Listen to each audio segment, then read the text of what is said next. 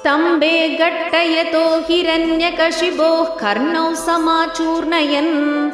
आगूर्णजगदण्डगुण्डगुगरो घोरस्तवा भूत्रवः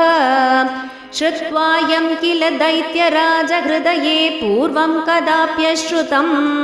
कम्पः कश्चन सम्पपादचलितो पम्भोजभूर्विष्टरात्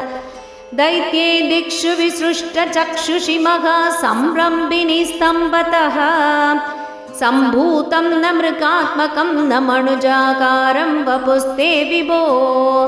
किं किं भीषणमेतदद्भुतमिति व्युद्भ्रान्तचित्ते सुरे विस्फूर्जद्दबलोग्ररोमविगसद्वर्ष्मा समाजृम्भताः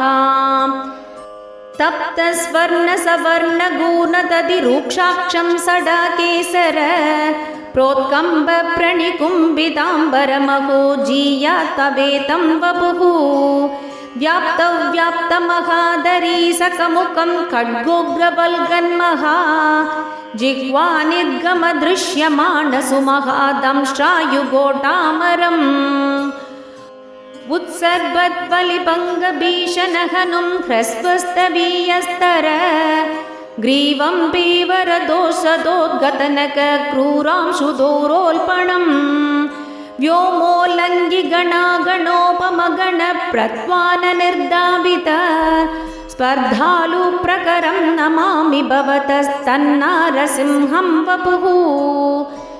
नूनं विष्णुरयं निगन्यमुमिति भ्राम्यद्गदाभीषणं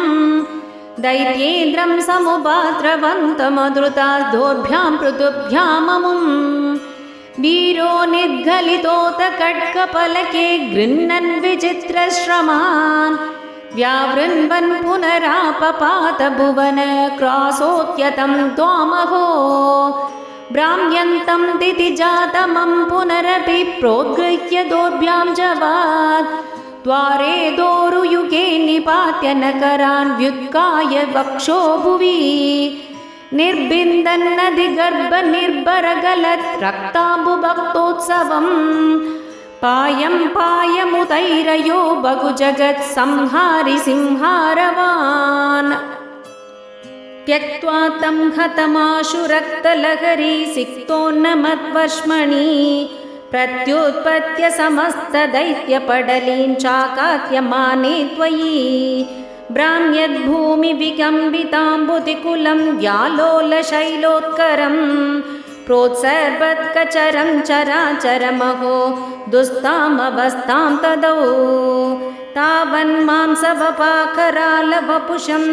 घोरान्द्रमालादरं त्वां मध्ये सभमिद्धरोषमुषितं दुर्वारकुर्वारवम् अभ्येतुं न शशाक कोऽपि भुवने दूरे स्थिता भीरवः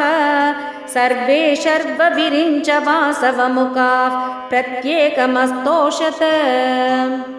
भूयोऽप्यक्षतरोषधानि भवति ब्रह्माज्ञया बालके प्रह्लादे पदयोर्नमत्तपभये कारुण्यभाराकुलः शान्तस्त्वं करमस्य मूर्ध्नि समदा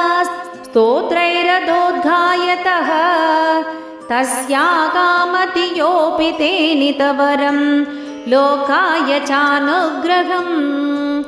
एवं नाडितरौद्रचेष्टितविभो श्रीतापनीयाभित श्रुत्यन्तस्फुटगीत सर्वमहिमन् अध्यन्तशुद्धाकृते तत्तादृन्निखिलोत्तरं पुनरहो कस्त्वां परोल्लङ्घयेत् प्रह्लादप्रिय हे मरुत्पुरपते सर्वामयां पाहि माम्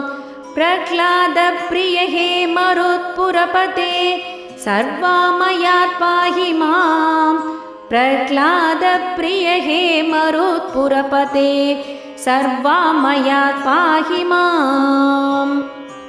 उग्रं वीरं महाविष्णुं ज्वलन्तं सर्वतोमुखं नृसिंहं भीषणं भद्रं मृत्युं नमाम्यहम्